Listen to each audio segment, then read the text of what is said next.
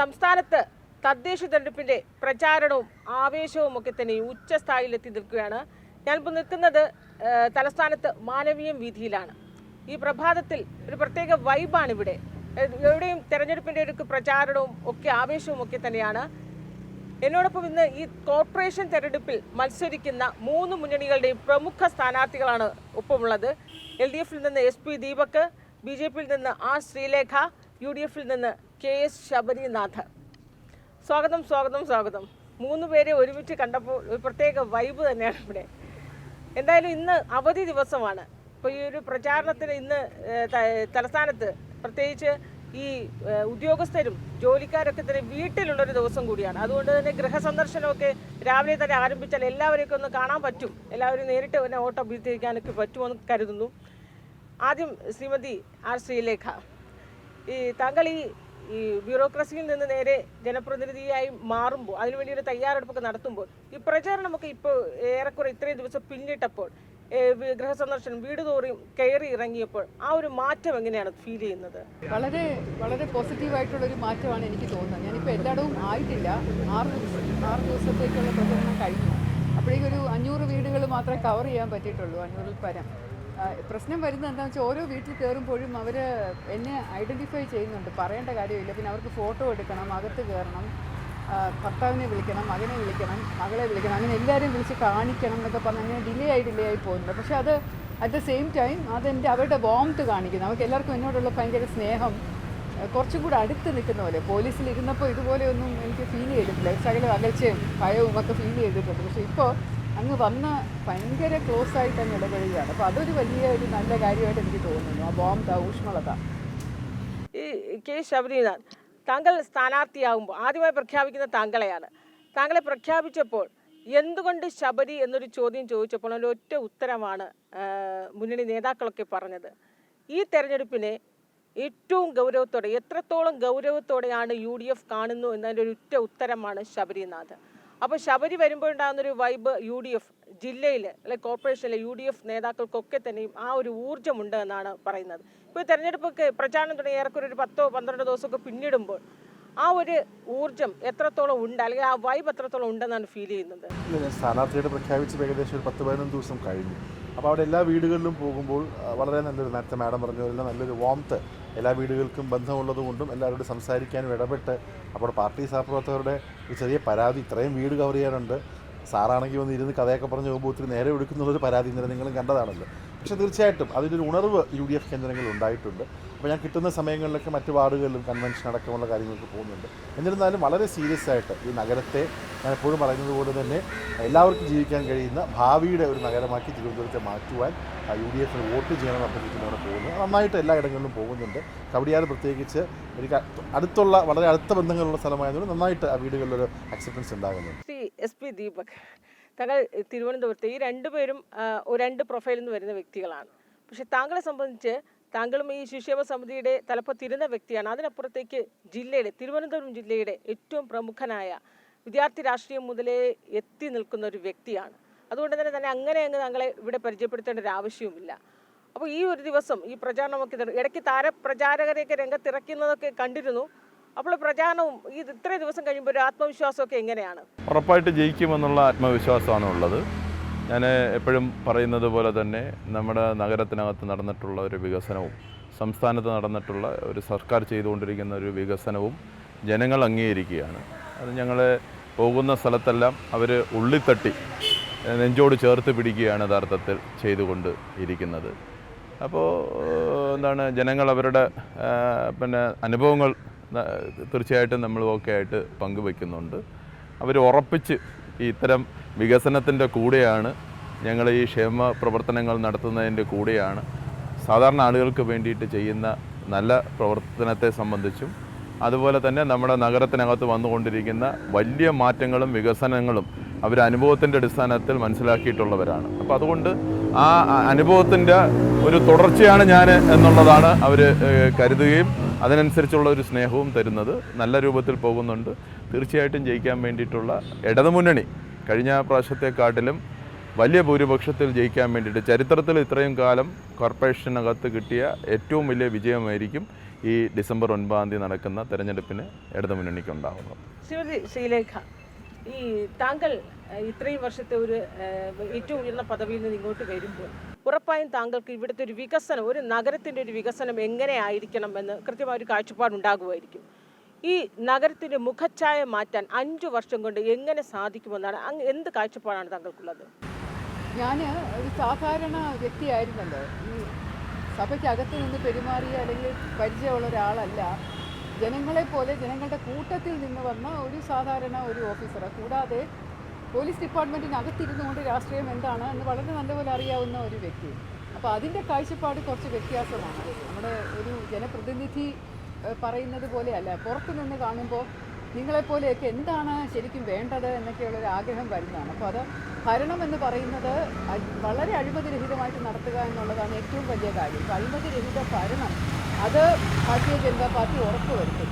രണ്ടാമത്തെ കാര്യം, പ്രശ്നങ്ങളില്ലാത്ത ഒരവസ്ഥ സൃഷ്ടിക്കുക. ജനങ്ങൾക്ക് വാർഡുകളിലും നഗരത്തിലും പ്രശ്നങ്ങളില്ലാത്ത അവസ്ഥ സൃഷ്ടിക്കാനായിട്ട് ഒരു പ്രിവെൻഷൻ ആവശ്യമാണ്. അപ്പോൾ പൊട്ടിപ്പൊളിഞ്ഞ് കിടക്കുന്ന റോഡുകൾ എപ്പോഴും നന്നായിട്ട് സൂക്ഷിക്കുക. നായ്ക്കളെ എപ്പോഴും ഇവിടെ ഉണ്ടാവാത്ത ഒരു സ്ഥിതി, ഒരു വെള്ളക്കെട്ടും ഉണ്ടാകാത്ത സ്ഥിതി, അപ്പോൾ അങ്ങനെ പ്രശ്നങ്ങൾ ഉണ്ടാകാത്ത സ്ഥിതി ഉറപ്പാക്കി കഴിഞ്ഞാൽ ചെറിയ ചെറിയ പ്രശ്നങ്ങളുടെ പുറകെ ഇങ്ങനെ ഓടേണ്ട കാര്യം വരുന്നില്ല. അതിനുശേഷം വികസനത്തിന് വേണ്ടി നമുക്ക് മുഴുവൻ സമയവും ചെലവഴിക്കാൻ സാധിക്കും. ഇപ്പോൾ നഗര വികസനം എങ്ങനെയായിരിക്കണം എന്നുള്ളത് ഒരു IT ഉപയോഗിച്ചുകൊണ്ടും ആർട്ടിഫിഷ്യൽ ഇൻ്റലിജൻസ് ഇപ്പോഴുള്ള ഉപയോഗിച്ചുകൊണ്ടും നമ്മുടെ ഫണ്ട് കിട്ടുന്നത് കൃത്യമായിട്ട് വിനിയോഗിച്ചുകൊണ്ടും ജനങ്ങൾക്കും സമൂഹത്തിനും നന്മ വരുന്ന രീതിയിൽ കൃത്യതയോടുകൂടി വിനിയോഗിച്ചുകൊണ്ടും 5 വർഷം വേണ്ട, എനിക്ക് തോന്നുന്നു ഒരു 1-1.5 വർഷം കൊണ്ട് പറയുന്നതെല്ലാം പ്രാവർത്തികമാക്കാനായിട്ട് സാധിക്കും. പറയുന്നതിനേക്കാൾ കൂടുതൽ പ്രവർത്തിച്ച് കാണിക്കും ഈ പാർട്ടി. ശ്രീ കെ ശബരിനാഥ്, 2 യുവാക്കൾ മേയറായിരുന്ന ഒരു സ്ഥലത്താണ്. അവർക്കൊന്നും ചെയ്യാൻ കഴിയാത്ത ഒരു രീതിയിൽ അതിനപ്പുറത്തേക്കുള്ള ഒരു കാഴ്ചപ്പാടിൽ ഇതിനെ ഒരു ഹൈടെക് നഗരമാക്കി മാറ്റാൻ താങ്കളുടെ IT രംഗത്തെ ആ ഒരു ബാക്ക്ഗ്രൗണ്ടൊക്കെ അത് എങ്ങനെ സാധ്യമാകും 5 വർഷം കൊണ്ടെന്നാണ് താങ്കൾക്ക് അതേക്കുറിച്ചുള്ള എന്തെങ്കിലും കൃത്യമായൊരു കാൽക്കുലേഷൻ എന്തായാലും ഉണ്ടായിരിക്കുമല്ലോ? ആദ്യമേ IT രംഗത്ത് മാത്രമല്ല വർക്ക് ചെയ്തത്, ഞാൻ ഡെവലപ്മെൻറ്റ് പ്രൊഫഷണലാണ്. ഞാൻ ടാറ്റ ട്രസ്റ്റിൽ മിസ്റ്റർ രത്തൻ ടാറ്റയോടൊപ്പം അവസാന 4 വർഷം ഇന്ത്യയിലെ ഏറ്റവും കുഗ്രാമങ്ങൾ മുതൽ ആരോഗ്യ വിദ്യാഭ്യാസ മേഖലയെ വർക്ക് ചെയ്തതാണ്. അപ്പോൾ എനിക്ക് ലഭിച്ചിട്ടുള്ള ഒരു എന്താ പറയുക, ഒരു MBA കഴിഞ്ഞും എഞ്ചിനീയറിംഗ് കഴിഞ്ഞും MBA കഴിഞ്ഞിട്ടും പിന്നെ ഇപ്പോൾ നിയമം പഠിച്ചുമൊക്കെ പിന്നെ എനിക്ക് ഉണ്ടായിട്ടുള്ളൊരു ലോകജ്ഞാനം. ഞാൻ പലയിടത്തും പോകുമ്പോൾ ഞാൻ എപ്പോഴും ആലോചിക്കുന്നൊരു കാര്യമുണ്ട്, ഏറ്റവും കൂടുതൽ സാധ്യതകളുള്ള ഒരു നഗരമാണ് തിരുവനന്തപുരം. തിരുവനന്തപുരത്തിന് വളരുവാൻ ഒരു സിംഗപ്പൂർ മോഡലോ അല്ലെങ്കിൽ വേറെ ഏതെങ്കിലും സംസ്ഥാനത്തിൻ്റെ മോഡൽ ആവശ്യമില്ല. ട്രിവാൻഡ്രത്തിന് വേണ്ടിയുള്ള ഒരു ട്രിവാൻഡ്രം മോഡൽ നമുക്ക് ഉണ്ടാക്കാൻ കഴിയും. ഏറ്റവും നല്ല വിദ്യാഭ്യാസ സ്ഥാപനങ്ങൾ, ഏറ്റവും നല്ല ആരോഗ്യ സ്ഥാപനങ്ങൾ, ഏറ്റവും നല്ല മാനവശേഷി, ഏറ്റവും നല്ല മാൻ പവർ, ഒരു പോർട്ട്, ഒരു airport, railway station, techno park, ഇതൊക്കെ ഒരു പ്രോക്സിമിറ്റിക്കകത്ത് ഏറ്റവും മിടുക്കരായിട്ട് ആളുള്ളപ്പോൾ എനിക്ക് തോന്നുന്നു ഒരു സിംഗപ്പൂരിനേക്കാളും വലിയൊരു സാധ്യതകളുള്ളൊരു സ്ഥലമാണ്. അപ്പോൾ എല്ലാവർക്കും ഈ തിരുവനന്തപുരത്തിൻ്റെ ഈ ദൈവം തന്ന വരദാനമായിട്ടുള്ള ഈ ഒരു ഭൂമിശാസ്ത്രം ഉപയോഗിച്ചുകൊണ്ട് അതിൻ്റെ ഗുണം താഴെത്തട്ടുള്ള ആൾക്ക് മുതൽ ഏറ്റവും നല്ല ആളുകൾക്ക് വരെ ഉണ്ടാകുന്ന രീതിയിലുള്ള പദ്ധതികൾ. പക്ഷെ അതിൽ നേരത്തെ പറഞ്ഞതുപോലെ പല കാര്യങ്ങൾക്കും എനിക്ക് തോന്നുന്നു നേരത്തെയുള്ള 2 മേയർമാരൊക്കെ ചോദിച്ചപ്പോൾ പ്രായമല്ല പ്രശ്നം. പലപ്പോഴും ഒരു ഐഡിയോളജിയുടെ പേരിൽ അവർ ഐഡിയോളജിക്കൽ ബാഗേജിൽ സ്റ്റക്കായിട്ടുണ്ട്. പല കാര്യങ്ങളും നല്ലത് ചെയ്യാൻ നോക്കുമ്പോഴത്തേക്കും അത് നമ്മുടെ ഒരു ഐഡിയോളജിയിൽ പറ്റില്ല എന്നുള്ളത്. ഞാൻ ഒരു ഐഡിയോളജി വിശ്വാസമുള്ള ആളാണ്. പക്ഷേ ഐഡിയോളജി ബാഗേജ് കാരണം ഇപ്പം നമ്മൾ ഈ പറയുന്ന പോലത്തെ നമ്മുടെ എന്താ പറയുക, നമ്മുടെ ഫ്ലഡ് മിറ്റിഗേഷൻ പ്രോഗ്രാം ആകട്ടെ, അല്ലെങ്കിൽ നായ്ക്കളുടെ ബന്ധീകരണമാകട്ടെ, അല്ലെങ്കിൽ നേരത്തെ പറഞ്ഞതുപോലെ തന്നെ ഇവിടുത്തെ വേസ്റ്റിൻ്റെ കാര്യത്തിൽ പ്രത്യേകിച്ച് നല്ല ഡീസെൻട്രലൈസ് മോഡൽസ് ഉണ്ട്. പക്ഷേ ഒരുപക്ഷെ പലർക്കും ഇടതുപക്ഷത്തിൻ്റെ ഐഡിയോളജി സമ്മതിക്കുന്നില്ല. അപ്പോൾ ഐഡിയോളജിയുടെ ഒരു ബാഗേജ് ഇല്ലാതെ നാടിന് നല്ല ഏറ്റവും നല്ല സർവീസസ്, ഏറ്റവും കണക്റ്റഡ് ആയിട്ടുള്ള സർവീസ് വേണം. വിരൽത്തുമ്പിൽ എല്ലാം ചെയ്യാൻ പറ്റുന്നൊരു കോർപ്പറേഷൻ ഉണ്ടാക്കണം. അതുമാത്രം എന്നോട് ചോദിക്കുകയാണെങ്കിൽ തിരുവനന്തപുരം നമ്മൾ നഗരസഭയുടെ ഒരു 101 വാർഡെങ്കിലും മാത്രമുള്ളെങ്കിലും നമ്മൾ തിരുവനന്തപുരത്തെ കാണേണ്ടത് ഒരു ബിഗർ മെട്രോപൊളിറ്റൻ റീജിയനാണ്. തിരുവനന്തപുരം നഗരസഭയും നെയ്യാറ്റിൻകര മുനിസിപ്പാലിറ്റിയും ഈ പറഞ്ഞ കാട്ടാക്കട മുനിസിപ്പാലിറ്റിയും നെടുമങ്ങാട് മുനിസിപ്പാലിറ്റിയും പിന്നെ വർക്കലയും ഒക്കെ അടങ്ങുന്ന ഒരു ഗ്രേറ്റർ ട്രിവാൻഡ്രം എന്നൊരു മോഡലിലേക്കാണ് UDF ആവിഷ്കരിക്കുന്നത്. അത് കോർപ്പറേഷൻ കൊണ്ട് മാത്രം കഴിയില്ല. പിന്നെ ഒരു UDFൻ്റെ സർക്കാരൊക്കെ അധികാരത്തിൽ വരുമ്പോൾ തീർച്ചയായിട്ടും ഒരു ഗ്രേറ്റർ ട്രിവാൻഡ്രം എന്നുള്ളൊരു കോൺസെപ്റ്റ്. ഇപ്പോൾ ഡൽഹി NCR, ഡൽഹിയുണ്ട്, നോയിഡയുണ്ട്, ഗുർഗാവുണ്ട്, ഫരീദാബാദുണ്ട്, ബോംബെ ഉണ്ടെങ്കിൽ മുംബൈ ഉണ്ട്, നവി മുംബൈ ഉണ്ട്, ഠാനെയുണ്ട്, നാസിക്കിൻ്റെ ഭാഗമുണ്ട്. ഒരു ഗ്രേറ്റർ ട്രിവാൻഡ്രം ഫസ്റ്റ് എന്നുള്ള ആശയത്തിൽ ഒരു ഗ്രേറ്റർ ട്രിവാൻഡ്രം, ഇത്രയധികം സാധ്യതകളുള്ള ഒരു നഗരം മറ്റ് നഗരങ്ങൾക്ക് ഒരു മാതൃകയാകുന്ന പദ്ധതികൾ ഉണ്ടാക്കാനുള്ള കൃത്യമായിട്ടുള്ള പ്ലാനുമായിട്ടാണ് നമ്മൾ പോകുന്നത്. എന്നിട്ടും ശ്രീ ദീപക്, താങ്കൾ വികസന തുടർച്ച അത് തന്നെയാകും താങ്കൾ പ്രധാനമായും മുന്നോട്ട് വയ്ക്കുന്നത്. ഈ മെട്രോ റെയിൽ വരുന്നതോടുകൂടി തന്നെ തിരുവനന്തപുരം നഗരത്തിലേക്ക് മുഖച്ഛായ വലിയ രീതിയിൽ തന്നെ മാറുമെന്ന് നമുക്ക് പ്രതീക്ഷിക്കാം. അതിൻ്റെ തുടർച്ചയായുള്ള ഒരു കാഴ്ചപ്പാട്, ഒരു വികസനം, നഗരത്തിൻ്റെ ഒരു വികസന കാഴ്ചപ്പാട് ആ രീതിയിൽ തന്നെ ആയിരിക്കുമോ? താങ്കൾക്കൊരു 5 വർഷം അധികാരം കിട്ടുകയാണെങ്കിൽ, താങ്കളുടെ മുന്നണിക്ക് കിട്ടുകയാണെങ്കിൽ മുന്നോട്ട് വയ്ക്കുന്നത്? മെട്രോ റെയിൽ യാഥാർത്ഥ്യമാകാൻ വേണ്ടിയിട്ട് പോവുകയാണ്. നമ്മളെല്ലാം സ്വപ്നം കണ്ടിരുന്നതാണ് മെട്രോ യാത്ര എന്ന് പറയുന്നത്. അത് 2.5 വർഷം കൊണ്ട് യാഥാർത്ഥ്യമാക്കാൻ വേണ്ടിയിട്ടുള്ള നടപടികളുമായിട്ട് സംസ്ഥാന സർക്കാർ പോവുകയാണ്. ഫസ്റ്റ് ഫേസ് എന്നുള്ള രൂപത്തിൽ ഒരു 8,000 കോടി രൂപയുടെ മെട്രോ അതിന് വേണ്ടിയിട്ട് ചിലവാക്കാൻ വേണ്ടിയിട്ടുള്ള തീരുമാനമെടുത്ത് മുന്നോട്ട് പോകുകയാണ്. യഥാർത്ഥത്തിൽ ഞാൻ ഇരിക്കുന്ന എൻ്റെ ബോർഡർ എന്ന് പറയുന്ന ചാക്ക ഇൻ്റർനാഷണലിൽ നിന്നാണ് ആ ഫസ്റ്റ് ഫേസ് വരുന്നത്. ആറ്റിങ്ങലിലോട്ടാണ് അത് പോകുന്നത്. നമുക്കെല്ലാം ഒരിക്കലും സങ്കല്പിക്കാൻ വേണ്ടിയിട്ട് പറ്റാത്ത രൂപത്തിൽ ഒരു 10-12 മിനിറ്റ് കൊണ്ട് ആറ്റിങ്ങലിൽ എത്താൻ വേണ്ടിയിട്ട് പറ്റാൻ പോകുന്ന ഒരു യാത്രാ സൗകര്യമാണ് അവിടെ വരാൻ വേണ്ടിയിട്ട് പോകുന്നത്. അതുപോലെ ഇപ്പോൾ ഇൻ്റർനാഷണൽ എയർപോർട്ടിന് വേണ്ടിയിട്ട് സ്ഥലം അക്വയർ ചെയ്ത് അതിനെ കുറച്ചുകൂടി നമ്മൾ പറയുന്ന ലോക നിലവാരത്തിലെത്തിക്കുന്നതിന് വേണ്ടിയിട്ടുള്ള നടപടികൾ ആരംഭിച്ചിട്ടുണ്ട്. ലോകത്തെ തന്നെ 10 പോർട്ടുകളിൽ നമ്മൾ വളരെ കുറച്ച് LDF സർക്കാർ ഇരുന്ന സമയത്താണ് ഈ പറയുന്ന വിഴിഞ്ഞം പോർട്ട് യാഥാർത്ഥ്യമായതെന്നുള്ളത് നമുക്കറിയാം. ഇപ്പോൾ അതിൻ്റെ ഡെവലപ്മെൻറ്റ്സൊക്കെ കൂടെ വരുമ്പോഴത്തേക്ക് ഇപ്പോൾ തന്നെ ഒരു ലോകത്ത് ഒരു 10 പോർട്ടുകളിൽ ഒരു പോർട്ടായിട്ട് വിഴിഞ്ഞം പോർട്ട് മാറാൻ വേണ്ടിയിട്ട് പോകുകയാണ് എന്നുള്ളതാണ്. അതുപോലെ തന്നെ ഇവിടെ ഈ പറയുന്നത് പോലെ തന്നെ നഗരത്തിനകത്ത് തന്നെ വരാൻ വേണ്ടിയിട്ട് പോകുന്ന നിരവധി ആയിട്ടുള്ള ഇന്ത്യയിലെ ബിഗ് ഷോട്ട്സ് ആയിട്ടുള്ള കമ്പനികളുടെ ഈ സ്ഥാപനങ്ങളെല്ലാം ഇവിടെ അക്കമിട്ട് നിർത്തുകയാണെന്നുണ്ടെങ്കിൽ IT കമ്പനീസ്, 7 സ്റ്റാർ ഹോട്ടൽസ്, അതുപോലെ തന്നെ മറ്റ് സ്ഥാപനങ്ങളെല്ലാം ഇവിടെ ഈ പറയുന്നത് പോലെ തന്നെ നഗരത്തിലേക്ക് വരാൻ വേണ്ടിയിട്ട് പോകുകയാണ് ചെയ്യുന്നത്.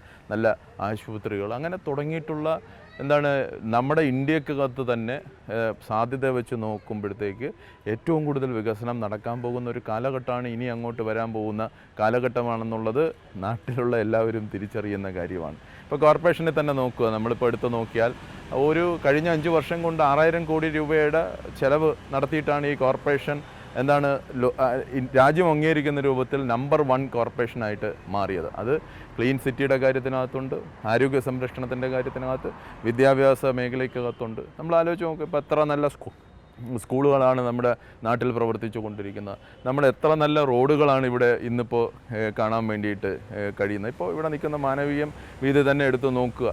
5 വർഷത്തിന് മുമ്പുള്ള മാനവീയം വീതിയാണോ ഇവിടുത്തെ ഇന്നത്തെ മാനവീയം വീതി എന്ന് പറയുന്നത്? അപ്പുറവും ഇപ്പുറമൊക്കെയുള്ള വഴുതക്കാട് റോഡും കവടിയാർ റോഡ് തുടങ്ങിയിട്ടുള്ള ഏത് റോഡ് എടുത്ത് നോക്കിയാലും വികസനമാണ് നമ്മുടെ മുമ്പിലുള്ളത്. ആളുകൾ വളരെ സന്തോഷമായിട്ട് ഉള്ളതാണ്. ഇപ്പോൾ തന്നെ പേട്ട എൻ്റെ വാർഡിനകത്തുനിന്ന് വരുന്നതാണ് വെൺപാലവട്ടം റോഡ്. 250 കോടി രൂപയുടെ റോഡ് വൈഡനിങ് ആണ് അവിടെ നടക്കാൻ വേണ്ടിയിട്ട് പോകുന്നത്. നടത്തി പൂർത്തീകരിച്ച് ഇനി ഒരു 3 മാസത്തിനകത്ത് അതിൻ്റെ ഉദ്ഘാടനം നടത്താൻ വേണ്ടിയിട്ട് വേണം. അപ്പോൾ അടിസ്ഥാനപരമായി റോഡ് സൗകര്യം, അടിസ്ഥാനപരമായി വിദ്യാഭ്യാസം. ഇപ്പോൾ നമ്മുടെ കോളേജുകൾ എടുത്ത് നോക്കുക, നമ്മുടെ ഒരു ഇന്ത്യക്കകത്തൊരു നിലവാരം വെച്ച് റാങ്കിങ് എടുത്ത് നോക്കുമ്പോഴത്തേക്ക് യൂണിവേഴ്സിറ്റികളെടുത്താൽ 10 യൂണിവേഴ്സിറ്റിക്കകത്ത് 2 യൂണിവേഴ്സിറ്റി നമ്മുടെ കേരളത്തിനകത്താണ്. ഇപ്പോൾ 100 കോളേജുകൾ എടുത്താൽ 17 കോളേജുകൾ എന്ന് പറയുന്നത് കേരളത്തിനകത്ത് പ്രവർത്തിക്കുന്ന സ്ഥാപനങ്ങളാണ്. ഇപ്പോൾ പൊതുവിദ്യാഭ്യാസത്തിൻ്റെ ഭാഗമായിട്ടുള്ള ഈ സ്കൂളുകൾ എടുത്ത് നോക്കിയാൽ ഏറ്റവും നല്ല നിലവാരത്തിൽ പ്രവർത്തിക്കുന്ന സ്കൂളുകളുള്ളത് ഇവിടെയാണ്. ആശുപത്രികൾ എടുത്ത് നോക്കുക, ഒരു ദിവസം തന്നെ മെഡിക്കൽ കോളേജിനകത്ത് ഇപ്പോൾ 3 ഇൻറ്റേർണൽ ഓർഗൻസ് ട്രാൻസ്പ്ലാന്റ് ചെയ്യുന്ന രൂപത്തിലേക്ക് ഒരേ സമയത്ത് നടത്തുന്ന രൂപത്തിലും സാധാരണ ആളുകൾക്ക് അഫോർഡ് ചെയ്യാൻ വേണ്ടിയിട്ട് പറ്റുന്ന രൂപത്തിലേക്കുമുള്ള ഈ മെഡിക്കൽ ട്രീറ്റ്മെൻറ്റ്സ് ഇപ്പോൾ നടന്നു വരികയാണെന്നുള്ളത്. അവിടെയും ഈ പറയുന്നത് പോലെ തന്നെ സാധാരണ ആളുകൾക്ക് വേണ്ടിയിട്ടുള്ള എല്ലാ മേഖലയ്ക്കകത്തും ആളുകൾക്ക് ഇപ്പോൾ വാട്ടർ കണക്ഷൻ എത്ര പേർക്കാണ് കൊടുത്തത്, എത്ര പാവങ്ങൾക്കാണ് വീട് വെച്ച് കൊടുത്തത്, കോർപ്പറേഷൻ ലിമിറ്റിനകത്ത് തന്നെ എത്ര വീടുകളാണ് നമ്മളിപ്പോൾ ഈ കാലഘട്ടത്തിനകത്ത് വെച്ച് കൊടുത്തതെന്നുള്ള അങ്ങനെ എല്ലാ മേഖലയ്ക്കകത്തും നമ്മൾ മുന്നോട്ട് വെക്കുന്നത്. അതായത് ഇപ്പോൾ നടന്നുകൊണ്ടിരിക്കുന്ന വികസനം അത് മുന്നോട്ട് വെച്ച് തന്നെയാണ്, ആത്മവിശ്വാസം തന്നെയാണ് എനിക്ക് ഉള്ളത്. തീർച്ചയായും. എന്തായാലും നമ്മുടെ BJP സ്ഥാനാർത്ഥി ശ്രീലേഖ മേഡം അത്യാവശ്യ തിരക്കുള്ളത് കൊണ്ടാണ് ഇപ്പോൾ ഈ ഷോയിൽ നിന്നൊന്ന് അവർക്ക് മാറി നിൽക്കേണ്ടി വന്നു. എന്തായാലും നമ്മൾ രാഷ്ട്രീയത്തിലേക്ക് കടക്കുകയാണെങ്കിൽ 10 ഇത്തവണ ഈ കഴിഞ്ഞ തവണ നിലവിലുള്ളത് UDF-ന്. ആ 10-ൽ നിന്ന് ഒരു വലിയൊരു ടാർഗറ്റിലേക്ക് പോവുക എന്ന് പറയുന്നത്, അതായത് 51-ലേക്ക് പോവുക എന്ന് പറയുന്നത് അത്ര ഒരു എളുപ്പമുള്ള കാര്യമല്ല എന്ന് നമുക്കൊക്കെ അറിയാം. പക്ഷേ ശബരിനാഥ് എന്നൊരു മുൻ MLA ഇവിടെ കളത്തിലിറക്കുമ്പോൾ ആ ഒരു ഊർജ്ജവും കരുത്തും 2026 കാൽക്കുലേറ്റ് ചെയ്യുന്നുണ്ട്. കാരണം UDF ഇവിടെ അങ്ങനെയല്ല, സകല അതായത് സടകുടൻ എഴുന്നേറ്റിരിക്കുകയാണ്, വലിയൊരു ഉണർവ് ഇവിടെ ഉണ്ടായിരിക്കുന്നു എന്നൊരു പ്രതീക്ഷയാണ്. പക്ഷെ അപ്പോഴും ഈ 51 ടാർഗറ്റിലേക്ക് എത്തുക എന്ന് പറയുന്നത് നിലവിലെ രാഷ്ട്രീയ സാഹചര്യത്തിൽ എങ്ങനെയാണ് സാധ്യമാകുന്നത്? തീർച്ചയായിട്ടും സാധ്യമാണ്. ഈ 10 എന്നുള്ളത് UDFിൻ്റെ ജനങ്ങൾ നൽകിയ ഒരു വിധിയാണെന്ന് ഞാൻ കരുതുന്നില്ല. അത് പല കാര്യങ്ങളും ഉണ്ടായിരുന്നു. UDFിന് ഇവിടെ ശക്തമായിട്ടുള്ള മണ്ണും വേരോട്ടവും ഉള്ള ഒരു പ്രദേശമാണ്.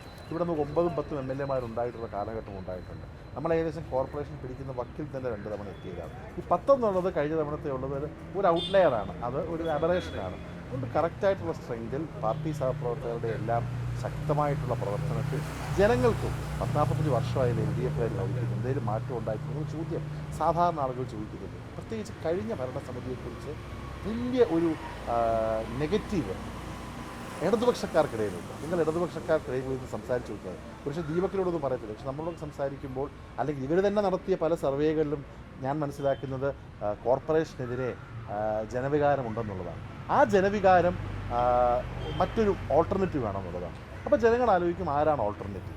അതിൽ BJPക്ക് 2 മുനിസിപ്പാലിറ്റിയാണ് ഭരിക്കുന്നത്. ഒന്ന് Pandalam municipality, Palakkad municipality. Pandalam municipality തമ്മിലടി കാരണം ഒരു ചെയർപേഴ്സണ് മര്യാദയ്ക്ക് കസേരയിക്കാൻ കഴിഞ്ഞിട്ടില്ല.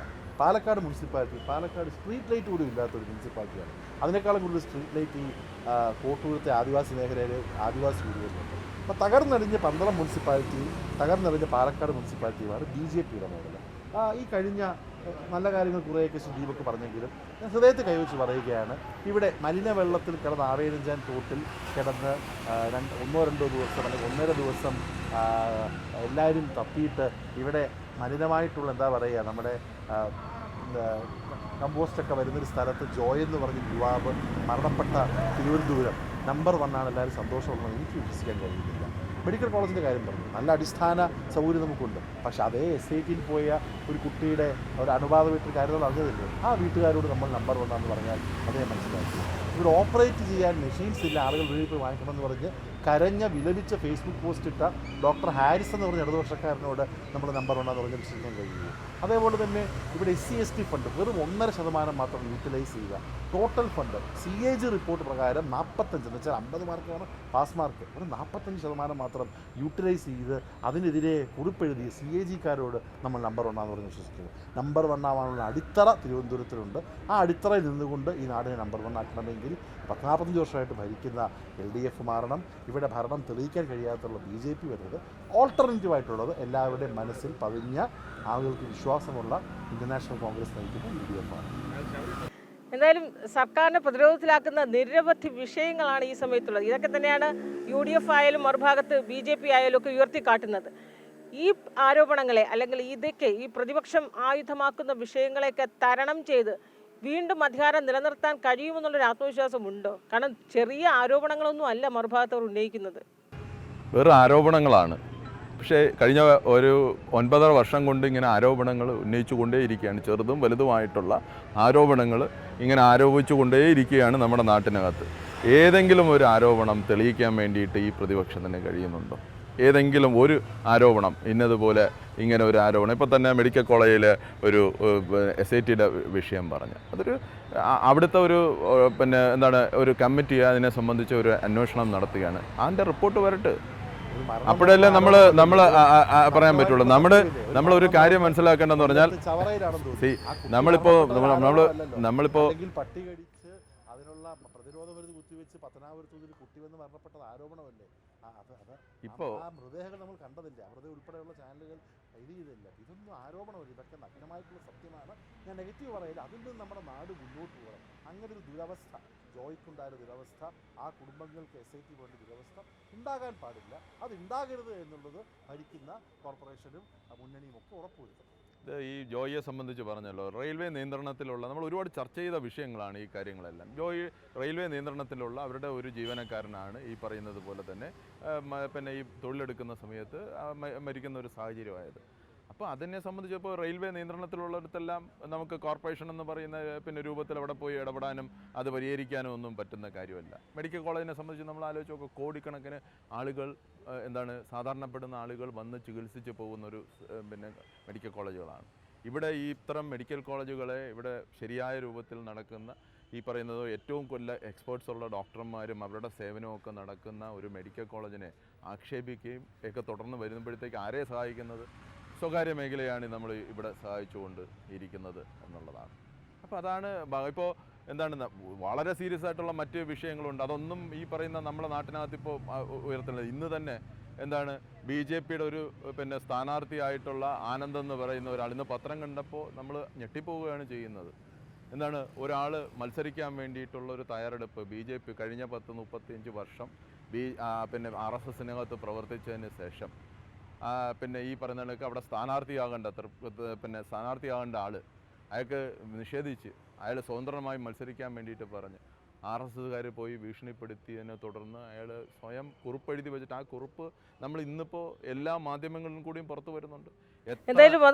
ശവശരീരം പോലും കാണാൻ വേണ്ടിയിട്ട് ഈ ഒരു RSSകാരനെ കയറ്റരുതെന്ന് പറയുന്ന തരത്തിലേക്ക് ഒരു ഫാസിസം നമ്മുടെ ഈ പറയുന്നത് പോലെ തന്നെ നമ്മുടെ നാട്ടിൽ ഇതിപ്പോൾ 3ാമത്തെ സംഭവമാണ്.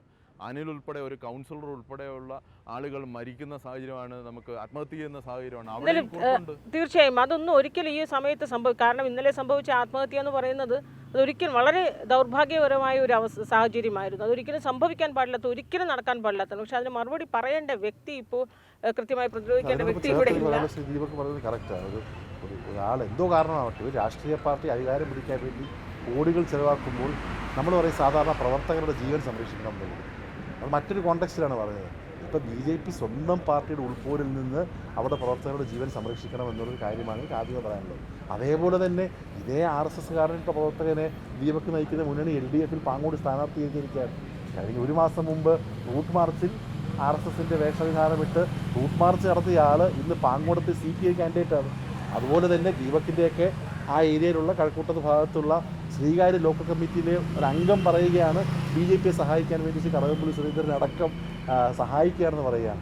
ഇതൊക്കെ കാണിക്കുന്നത് നമ്മൾ വേണ്ടാത്തൊരു ചീഞ്ഞളിഞ്ഞ പൊളിറ്റിക്സ് ഉണ്ടാകുന്നുണ്ട്. ആ പ്രവർത്തകൻ്റെ മരണം, തിരുവല്ല അല്ലിയാട്ടൻ്റെ മരണമൊക്കെ BJP മറുപടി പറയുന്നതാണ്. അതിനോടൊപ്പം അങ്ങനെയുള്ള ശക്തികളെ ഡ്രസ്സ് മാറ്റി കൊണ്ടുവരുന്നതാണ് LDFും കാരണം പറഞ്ഞത്. തീർച്ചയായും ഇതിലൊക്കെ തന്നെ ഈ വലിയ ഗുരുതരമായ ആരോപണങ്ങളാണ്. പക്ഷേ ഇതിനൊക്കെ മറുപടി പറയേണ്ട സ്ഥാനാർത്ഥി ഇവിടെ ഇല്ല. എന്തായാലും ഈ സമയത്ത് ഈ ഒരു തത്സമയം അമൃത വാർത്തകളോടൊപ്പം ഈ മോർണിംഗ് ഷോയിൽ എത്താനായി തിരക്കിനിടയിൽ എത്തിയതിന് വലിയ സന്തോഷം. രണ്ടുപേർക്കും 3 പേർക്കുൾപ്പെടെ വലിയ ആശംസകളാണ്. 3 പേരും ഉദ്ദേശിക്കുന്ന രീതിയിൽ കാഴ്ചപ്പാടുകളോടുകൂടി തന്നെ മുന്നണി ഭരണത്തിൽ വരട്ടെ. 3 പേർക്ക് വികസന കാഴ്ചപ്പാട് അതേ രീതി നടക്കട്ടെ എന്ന് ആശംസിക്കുന്നു. ഇതിൽ 2 വലിയ സുഹൃത്തുക്കളാണ്. 3 പേരും വലിയ സുഹൃത്തുക്കളാണ്, വലിയ സൗഹൃദത്തിൽ തന്നെയാണ്. പക്ഷേ അതിനപ്പുറത്തേക്ക് രാഷ്ട്രീയമാണ്, ഇത് മത്സരമാണ്. മത്സരരംഗത്ത് കടുത്ത പോരാട്ടം ഉണ്ടാകുന്ന കാര്യത്തിൽ അതൊരു സംശയമല്ല. 3 സ്ഥാനാർത്ഥികൾക്കും 3 മുന്നണി സ്ഥാനാർത്ഥികൾക്കും കൃത്യമായ വികസന കാഴ്ചപ്പാടുണ്ട്. അധികാരത്തിലെത്തിയ എങ്ങനെ നഗരത്തിൻ്റെ മുഖച്ഛായ മാറ്റിയെടുക്കാൻ കഴിയുമെന്ന കൃത്യമായ കാഴ്ചപ്പാട് കൂടി തന്നെയാണ് അവർ ജനങ്ങളോട് നേരിട്ട് വോട്ടഭ്യർത്ഥിച്ച് രംഗത്തെത്തുന്നത്.